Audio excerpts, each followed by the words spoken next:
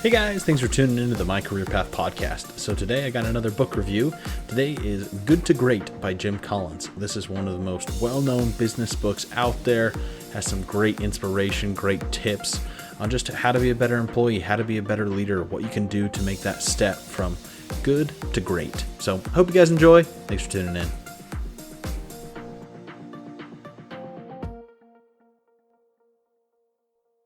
This is a book that I've talked about a couple times on previous episodes, whether they're in interviews or even just some of the thought episodes. It's a book called Good to Great from Jim Collins. The full title is Good to Great: Why Some Companies Make the Leap and Others Don't. And this is a book that I have just personally loved. It's one of my favorite business books of all time. I think there are so many good insights, so many good tips on how to be a better leader, how to really take your company to the next level, how to really take your business to the next level, how to be a good employee, how to be a good boss. I would highly recommend this book to just about everybody. Anybody who's in the workforce, I think, should read this book because it really just shows how we can make that step from just being good, being content with where we are, to making that jump to great. So the main focus of the book is actually kind of his telling of his research that he and his team did a while back. They looked at 1,435 companies that appeared in the Fortune 500, and only 11 made all of the check marks, so to speak, to make that cut from good to great. And it was just really insightful on what these companies did, what the people did in order to take it to that next level.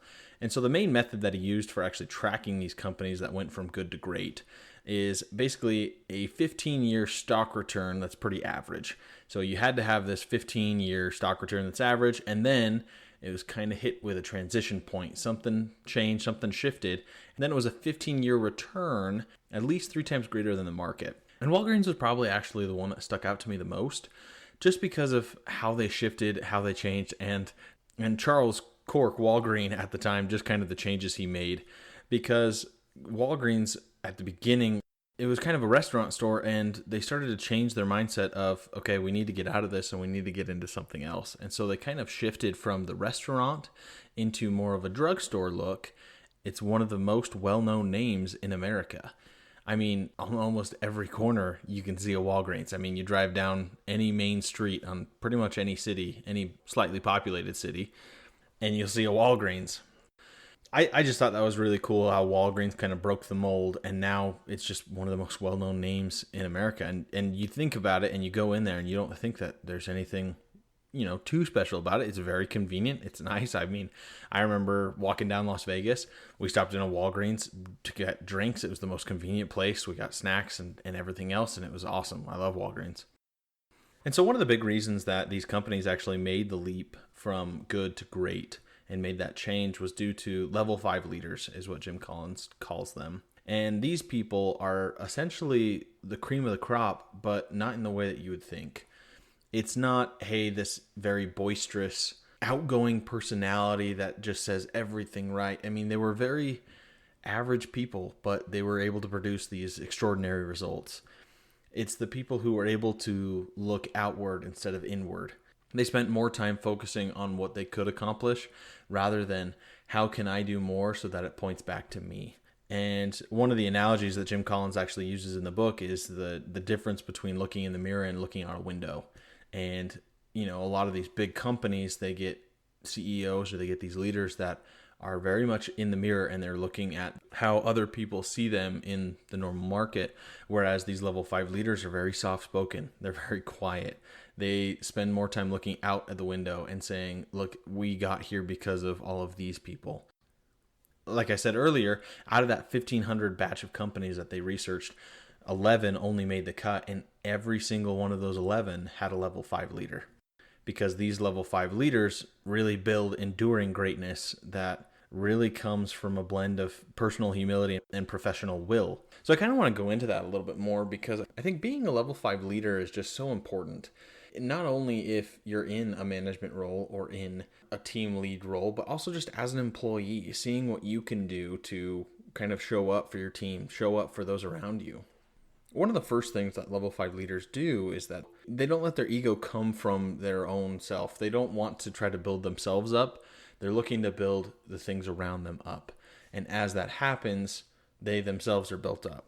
It's kind of that thought process of they're going to look outward to see what they can do to help everyone move along. And as everyone moves along, then naturally they're going to move along as well. So really their ambition is just really aimed at the institution or company or team rather than themselves. They're focused on what can I do to help push our team forward rather than what can I do to make myself look better? What can I do to make myself look better to my supervisors, to the owners, or whatever else? They're not so much focused on how they're perceived, but how the company's perceived as a whole. And they work to build something that's greater and going to outlive them.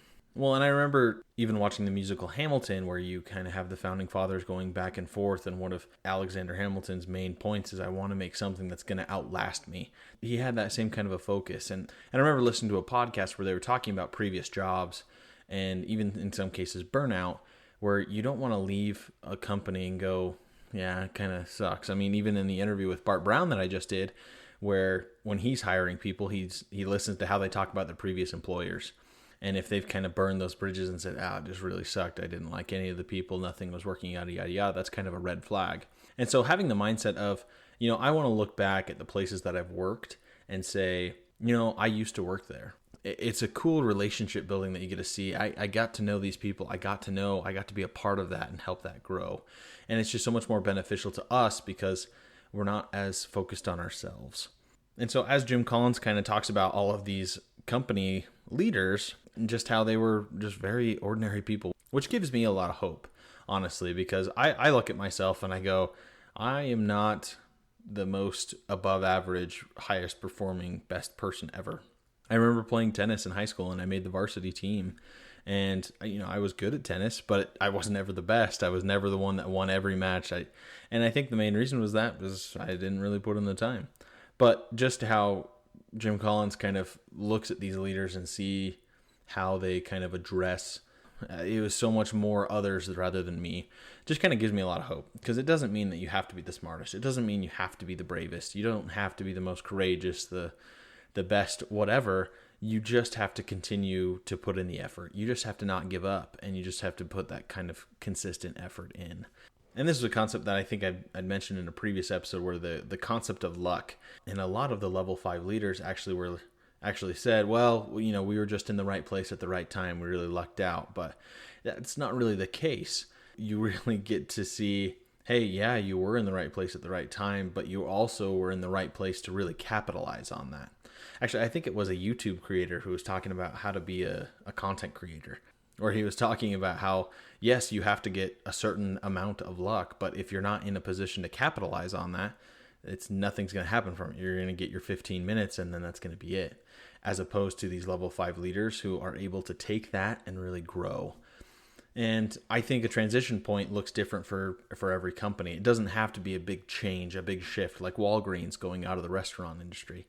It could be a cultural shift that happens a little bit over time.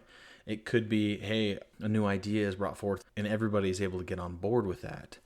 Another common trait between all of these level 5 leaders that Collins studied was the idea of modesty. And this is something that, I touched on a little bit before, where they're not looking to build themselves up. They're not looking to say, I am this, and it continues to build on them. And then as soon as they're gone, then the company kind of falls apart.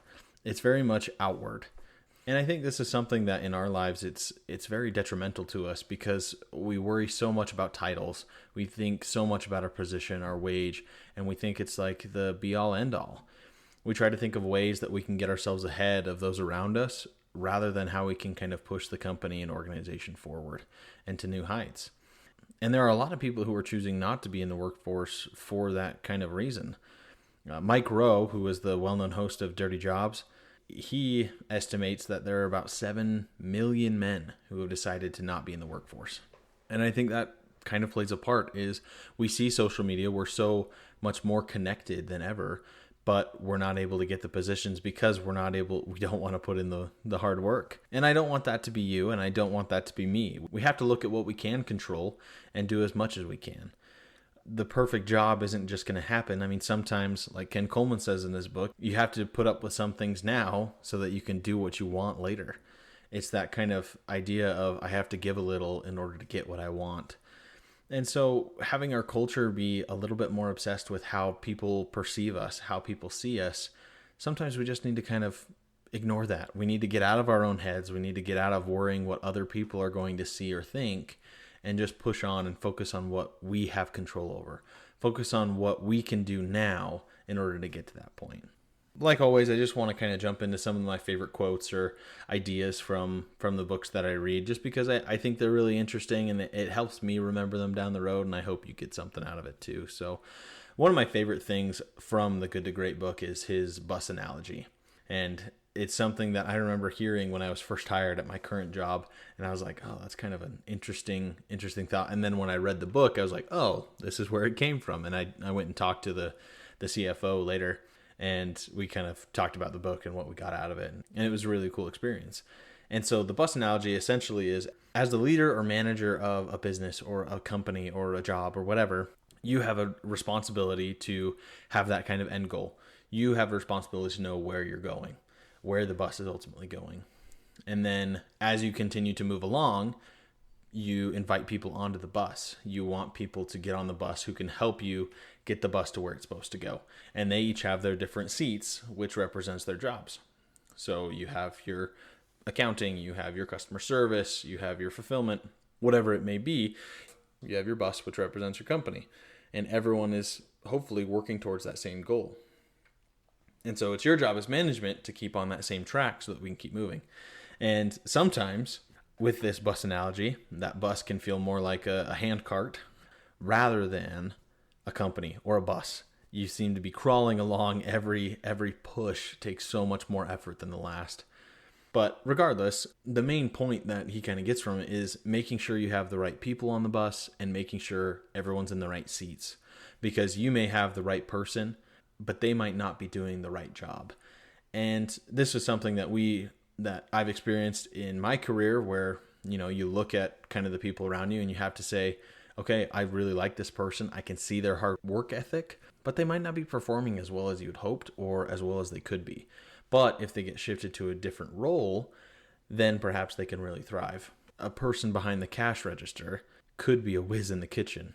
I mean, this is a story that I remember when I was working at Chick-fil-A, like my first job, where we had a couple of people who initially they were in that customer-facing role where they would take orders either from the drive-thru or from the register, and they just didn't really have that kind of people charm. The shift lead kind of took that and said, this might not be working out, but we do have an option, doing dishes or preparing the food in the kitchen. And they made that switch. And they were so much better back there because they didn't have to rely on their own people skills. Not to say that they were terrible with people, but it was just a little awkward for them. And being in the more, hey, I want to prepare the orders, or I want to clean the dishes or do whatever else, they were able to do so much more. And I know that sounds really kind of lame, in a fast food setting, but I was like, that's really cool. And it's something that as I read the bus analogy, it's something that I thought of. And so rather than looking, okay, I don't know if we have the right people, this isn't working out, let's kick them off the bus. Look around to see, okay, maybe it's the right person, but we need to get them in a different role. And sometimes people, their goals will shift. And sometimes you may need to replace people on the bus. So anyway, the bus analogy I thought was just really cool is you want to make sure you have the right people on your team, and you want to make sure everyone's doing the right role. And whether that comes from, shifting to a completely new role, like going from the front to the back, or if it's just, hey, we need to take certain responsibilities here and let's try to put them there because we want everyone to be able to thrive and to excel. So the next few quotes that I really liked, good is the enemy of great. And I think this is something that's very prevalent in my life, and I would bet in the lives of many people as well, is that we get content with the good option when we could go for the great option or the best option, just because those options typically take a lot more work. And I think it's just part of our human nature to go, hey, I just want to do the bare minimum because that's like, hey, this is a good job. And I think that's how I've lived a lot of my life. I remember doing that in high school and junior high, and even in college to some extent, where it was like, okay, I have a 3 to 5 page paper due. I'm going to write 3 pages. Whereas if I could have just taken that extra, hour, 2 hours and pumped out another 2 pages or really put in more effort, I think I could have excelled a lot more. Same thing with tennis, where, I was good at tennis, but if I would have put in extra hours and would have worked a little bit harder, I think the results would have been a lot more fulfilling. And so we kind of get complacent in this kind of contentment where, we're not doing terrible, horrible things, but we could be doing a lot more. We could be achieving more. And so finding ways that we can do that, and it's not going to happen all at once. I remember something that I somewhat struggle with is when I'm starting to set goals, I really get in the mindset of, okay, I should be able to do this and this and this and this and this and my list just keeps growing. And I remember talking to my wife one day, and she's like, how are you going to do all this? Like, why can't you just pick one? And I'm like, because I should be able to do all of these things. And just kind of changing that and going, okay, let's do it one step at a time. Let's change from this good to great. It's going to take effort. It's going to take consolidated effort. And that kind of leads into the next quote. Greatness, it turns out, is largely a matter of conscious choice. And so this is just kind of the last quote that I want to share. And I hope it's something that you guys can take with you, that you have a choice to be great. You have the option to really do more and achieve more than you think you can. But it's not going to happen overnight. It's not going to be immediate, I wake up one morning and it's going to happen. I mean, to some extent, yes, it is, because you have to make that decision. But it's that constant effort of working towards it. And it's a conscious choice. I think a lot of the times we're just kind of drifting idly by, or we're just waiting for life to kind of happen. And it was something that I felt throughout my life. But as we're able to work towards being those level 5 leaders, as we're able to become more than we are currently, and as we kind of make that leap in our careers, in our lives, in our relationships, it's so much more fulfilling when we make that jump to good to great. So that's just kind of my review of Good to Great. There's so much more in this book that I didn't get to, and that is so inspiring and helpful for anyone running a business or even just wanting to kind of improve their lives. It does take a very business aspect to it, but there's also a lot that we can take from our personal lives. We are where we work. We are who we hang out with. And a lot of the times that's with our coworkers, with our bosses, and with our families. And so working on ways that we can kind of help those around us, working on ways that we can find more fulfillment in our career, achieve more. Other people start to notice when you start to focus more on how can we improve the company? How can we improve our team as a whole? So make the leap, make the change, go from good to great. Thanks for listening. If you guys enjoyed, make sure to leave a 5-star review. Make sure to send me an email. I'd love to hear what careers you guys are interested in, who I should get on the show. This next week, I'm going to have an episode that kind of goes over the Mike Rowe and Dave Ramsey live stream. They're going to have this Thursday. I hope you guys tune into that. I hope I can hear your thoughts on that as well. So have a great rest of your day. Catch you later.